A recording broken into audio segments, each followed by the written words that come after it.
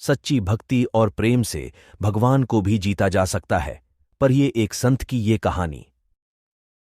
एक सेठ जी बड्ढे कंजूस थे। एक दिन उन्होंने दुकान पर बेटे को बैठा दिया और बोले कि बिना पैसे लिए किसी को कुछ मत देना, मैं अभी आया। अकस्मात एक संत आए जो अलग अलग जगह से एक समय की भोजन सामग्री लेते थे। लड़के से कहा, बेटा जरा नमक दे दो।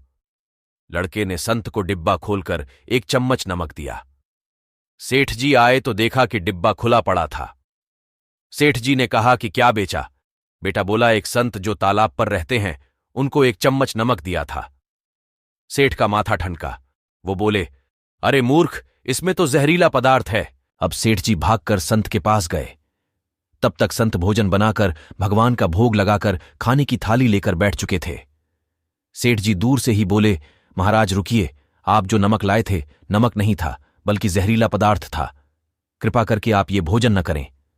संत जी बोले, भाई हम तो प्रसाद लेंगे ही, क्योंकि भोग लगा दिया है। भोग लगाकर भोजन छोड़ नहीं सकते। अगर भोग नहीं लगता तो भोजन बेशक छोड़ देते। ये कहकर संत ने भोजन को प्रसाद समझकर खाना शुरू कर दिया। सेठ जी के होश उड़ गए। वो रात भर वहीं बैठे रहे।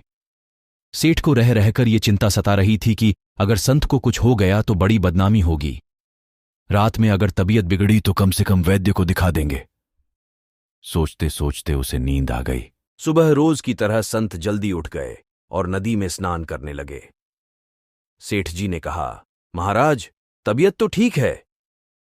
संत बोले, भगवान की कृपा है। इसके बाद वे पूजा के लिए मंदिर चले गए।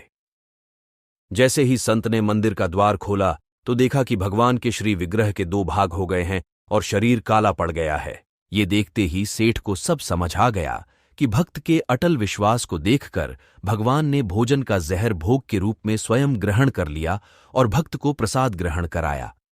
इसके बाद सेठ ने तुरंत घर जाकर बेटे को दुकान सौंप दी और स्वयं संत की शरण में आकर भगवान की भक्ति करने लगा। कहानी अच्छी लगी हो तो कमेंट बॉक्स में जय श्री हरि लिखिए।